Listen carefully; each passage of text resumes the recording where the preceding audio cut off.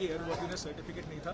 कैसे देखते हैं इन्वेस्टिगेशन हो रही है, क्योंकि बार बार आप सवाल उसी पे उठा रहे हैं। अगर इन्वेस्टिगेशन की बात करें तो जो 28 जनवरी को एक्सीडेंट हुआ था, वो एक्सीडेंट होने के बाद लोगों के मन में शंका थी, वो एक्सीडेंट है या जानबूझ के वो प्लेन गिराया गया, मुझे उसके पीछे कुछ क्रिमिनल कॉन्स्पिरेसी है कि नहीं। ये मैं नहीं बोल रहा, लोगों के मन में चर्चा है और ये चर्चा बढ़ती ही वहां पे जा रही है। अब ये एक्सीडेंट होने के बाद अगर आप देखो तो हमने जो रिसर्च किया, रिसर्च करने के बाद आप जैसे अच्छी मीडिया, उसी के साथ जो सोशल मीडिया पे बात करने वाले लोग, रील करने वाले लोग, महाराष्ट्र के कमेंट करने वाले लोग, और उसी के साथ घर में चर्चा करने वाले, दुकान पे चर्चा करने वाले, काम करते वक्त चर्चा करने वाले जो महाराष्ट्र के स्वाभिमानी जो नागरिक है, उनकी एक इच्छा थी कि ये जो इन्वेस्टिगेशन है वो राइट डायरेक्शन में जाना चाहिए। अभी देखो 28 जनवरी का डीजीसीए का ये रिपोर्ट है, उस रिपोर्ट में वीएसआर को उन्होंने वैसे देखा जाए कि टेक्निकली क्लीन चिट वहां पे दी है। Last regulatory audit was carried out by DGCA in the month of February 2025 and no level 1 findings were there. मतलब 28 तारीख को ही वहां पे डीजीसीए ने वीएसआर को वहां पे क्लीन चिट दी थी। अभी उसी के बाद उसी दिन में अगर आप जो मंत्री, मतलब ये जो मिनिस्टर है, उनको मैं कहना चाहता हूं, कुछ दिन पहले हमने डिमांड की थी, आपने रेजिग्नेशन वहां पे देना चाहिए, और वो डिमांड हम कायम रखते हैं। अभी भी हमारा कहना है, जो एविएशन मिनिस्टर है इस इंडिया के, इस कंट्री के, उन्होंने इस्तीफा जल्दी से जल्दी वहां पे देने की जरूरत है। और उन्होंने उस दिन वीएसआर को इनडायरेक्टली वहां पे क्लीन चिट दी थी। उसी के साथ उन्होंने ऐसा कहा था, director general of civil aviation has thoroughly checked and all approvals were given. The organisation VSR ventures also seems to have undergone an assessment last year. That means ये क्लीन चिट वहां पे उन्होंने दी। 28 तारीख को डीजीसीए ने दी, उसी के बाद मंत्री महोदय ने दी, उसके बाद कल का जो रिपोर्ट आया, ये रिपोर्ट आने के लिए क्या क्या चीजों का रीजन हम बता सकते हैं। एक तो लोगों से जो बढ़ता हुआ प्रेशर, उसके कारण मीडिया का जो प्रेशर है, उसका कारण देते हुए इस डीजीसीए पे प्रेशर आया, मंत्री पे प्रेशर आया, मंत्री के पार्टी पे प्रेशर आया, जो लोग सत्ता है उन पे प्रेशर आया। उन्होंने कल ये क्लैरिफिकेशन वहां पे दिया, लेकिन ये क्लैरिफिकेशन देते वक्त अगर आप देखो, ये टिप ऑफ द आइसबर्ग है, ठीक है। ये सक्सेस है क्या लोग जो लड़ रहे हैं उसका, तो हम कह सकते हैं yes, but it is only tip of iceberg. Because जो विषय हम सब ने वहां पे प्रेजेंट किए थे, इसमें से कुछ मुद्दों पे चर्चा करने के बाद ये एक्शन लिया गया। लेकिन ये एक्शन लेते वक्त उन्होंने क्या किया, the multidisciplinary audit team observed several non-compliances of approved procedures in the organization in the area of airworthiness, air safety, flight operations. अभी देखो, कंपनी जिम्मेदार होती है, उसके साथ डीजीसीए भी जिम्मेदार होता है, क्योंकि प्लेन में बैठने वाला कोई भी व्यक्ति वो सिर्फ वो प्लेन ऑपरेटर पे डिपेंड नहीं होता। डीजीसीए ने जिस तरीके से उनके अधिकारी ने वो प्लेन मेंटेन किया गया है, नहीं गया है, कंपनी अच्छी है, बुरी है, टेक्निकली क्या चीज है, ये सब देखने के लिए लोगों की इच्छा होती है या लोगों का विश्वास होता है कि डीजीसीए ने भी इसमें ध्यान दिया था। अभी एयरवर्दीनेस कंपनी की जिम्मेदारी सिर्फ है क्या? नहीं, अकाउंटेबल मैनेजर भी जवाबदार है उस कंपनी का। तो अकाउंटेबल मैनेजर वीके सिंह है वीएसआर का। उसी के साथ और कौन जिम्मेदार है? डीजीसीए जिम्मेदार है एयरवर्दीनेस सर्टिफिकेट के लिए। और एयर सेफ्टी के बारे में कोई भी शंका हो, कंपनी भी जिम्मेदार है और डीजीसीए भी जिम्मेदार है। फ्लाइट ऑपरेशंस के बारे में डिस्पेरेंसीज के लिए कौन कौन जिम्मेदार है? वो कंपनी वीएसआर भी है, डीजीसीए भी है। अभी डीजीसीए ने ये देते वक्त और नीचे अगर आप गए तो उन्होंने कहा, in the view of non compliances observed and considering the gaps in the maintenance procedure, it is decided to initiate the corrective measures by immediately grounding Learjet 4045 aircraft, 5 aircraft उन्होंने ग्राउंड किए।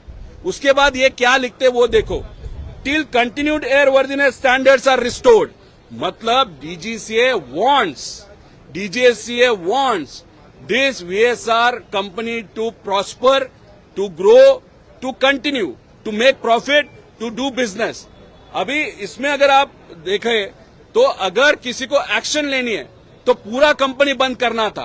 अगर लेयर जेट में डिस्पेरेंसीज DGCA को दिखी तो ये बंदा नहीं, तो ये जो कंपनी वीएसआर सिर्फ एक टाइप के एयरक्राफ्ट के बारे में वहां पे नेग्लिजेंस नहीं दिखाएगी, वो दिखाएगी तो सब जगह दिखाएगी, उसके लेगेसी हो या जो भी हो। तो इसीलिए कुछ प्लेन्स के बारे में या कुछ ब्रांड के बारे में अगर ये नेग्लिजेंट है, that doesn't mean they are not negligent to some other brands और some other aircraft. Now the other thing is, now henceforth if legacy 600 what they have, उसमें अगर कोई सेलिब्रिटी, जैसे हमारे राज्य के मुख्यमंत्री लेगेसी 600 इस्तेमाल करते हैं VSR का, अगर वो आगे जाके उस प्लेन को कुछ होता है तो उसके लिए जिम्मेदार कौन होगा? उसमें cricket celebrities, movie celebrities, businessman travel करते हैं, अगर आगे जाके एक्सीडेंट हुआ तो क्या? तो इसकी नियत VSR के मालिक की नियत ही अगर खराब है, उसकी नियत में ही खोट है, तो सिर्फ 5 जो फ्लाइट से वो ग्राउंड करने के बजाय आपकी कंपनी वहां पे ग्राउंड होनी चाहिए, ऐसे हम सबकी मांग नहीं है। लेकिन TDPA जो पार्टी है, उसका जो नेता आज मंत्री करके वहां पे बैठा, एविएशन मंत्री बन के, तो उनके नेता की जो कंपनी और उसके और VSR के कुछ रिलेशन होने के कारण, और बीजेपी में ऐसे बहुत सारे नेता है, उनके और VSR के बहुत क्लोज रिलेशनशिप होने के कारण VSR पे डायरेक्ट एक्शन वहां पे ली नहीं जा रही। अभी इसमें हमारा नेता गुजर गया, अभी ये जानबूझ के किया गया या एक्सीडेंट था, वो देखने की बात है। इसलिए आज 12 बजे हम और हमारे साथ कुछ कार्यकर्ता वहां पे एक पुलिस स्टेशन पे जाने वाले हैं और एक FIR दर्ज करने वाले हैं, क्योंकि यहाँ पे DGCA ने एक्सेप्ट किया कि डिस्पेरेंसीज थे। तो एक VSR के मालिकों के ऊपर हम वहां पे FIR करेंगे, उसी के साथ DGCA के जो अधिकारी इससे रिलेटेड है उस पर FIR करेंगे। तीसरी कंपनी एरो, जिन्होंने अप्रूवल दिया ओके टू फ्लाई, वो देख के दादा के PA ने दादा को बताया ठीक है now weather is okay we can fly, एरो पे हम FIR वहां पे करेंगे।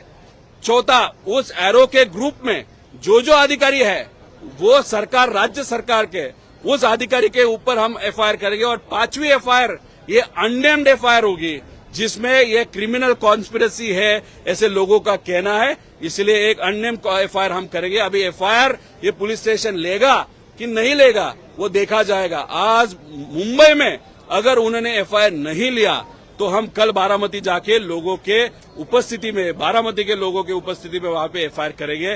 दूसरी बात, CID ने अभी तक क्या किया वो हमको नहीं मालूम। CBI के पास आपने ये इन्वेस्टिगेशन दिया है, लेकिन ऑफिशियली CBI के तरफ से कोई FIR वहां पे हुआ नहीं, इसलिए इस चीजों में हम वहां पे ध्यान दे के ये कार्रवाई करें। तो और दूसरी बात, जाते जाते वक्त हम हमारे पक्ष के जो 8 MPs है उनको विनती करने वाले, अमोल जी कोले के साथ बात हुआ है, सुप्रिया सुले के साथ बात हुआ है, उन दोनों ने बोला है कि हम आने वाले पार्लियामेंट्री अधिवेशन में इसके बारे में चर्चा करेंगे, वहां पे आवाज उठाएंगे और ये जो मंत्री है उनका रेजिग्नेशन वहां पे हम मांगेंगे। हम उद्धव ठाकरे साहब के पक्ष के जो नेता है, उद्धव ठाकरे साहब, संजय जी राउत जो है और उन्हीं के साथ सब खासदार, उनको हम विनती करते हैं। उसी के साथ कांग्रेस के जो सब खासदार है, नेता और leader of opposition Rahul Gandhi ji को हम विनती करते हैं कि आने वाले अधिवेशन में एक मराठी नेता, एक महाराष्ट्र के नेता, एक उप मुख्यमंत्री, एक DCM वहां पे इस एक्सीडेंट में गुजर गए, वहां पे कॉन्स्पिरेसी है नहीं है, और ये जिस तरीके से इन्वेस्टिगेशन चल रहा है वो प्रॉपर ही नहीं चल रहा, इसलिए आने वाले पार्लियामेंट में ये विषय लेना चाहिए। उसी के साथ ममता दीदी हो या बाकी जो भी पक्ष है उनके साथ हम बात करेंगे। लेकिन अगर आप देखो कुछ दिनों से जो महाराष्ट्र राज्य के जो बीजेपी के मंत्री है, उनके जो ट्रोलर्स है, वो हमारा विरोध वहां पे कर रहे हैं, बहुत लो लेवल पे जाके हमारे बारे में बात मंत्री कह रहे हैं। इसलिए बीजेपी के खासदार की तरफ से हमारी कुछ इच्छा नहीं है, हम उनके किसी भी खासदार के साथ बात नहीं करेंगे। सिर्फ अजीत दादा के जो मित्र थे फडणवीस साहब, उनको हम विनती करेंगे, बस उतना ही। लेकिन एकनाथ शिंदे साहब के जो कुछ खासदार है, श्रीकांत शिंदे जी है या उनके जो नेता है, उन्होंने प्रॉपर इन्वेस्टिगेशन इस चीज में होना चाहिए ऐसी मांग की है, इसलिए उनको भी हम विनती करेंगे पार्लियामेंट में महाराष्ट्र के वती से या महाराष्ट्र के ओर से। उसी के साथ हमारा जो नेता यहाँ पे गुजर गया, तो उनके ओर से उनको न्याय देने के लिए पार्लियामेंट में जो मित्र पक्ष है बीजेपी का, केंद्र सरकार में TDP, उसके जो मंत्री है उनके रेजिग्नेशन की बात और प्रॉपर इन्वेस्टिगेशन और क्रिमिनल इन्वेस्टिगेशन इसमें होना चाहिए, उस बारे में वहां पे मांग करे, ऐसे विनती आने वाले पार्लियामेंट सेशन में हम करेंगे।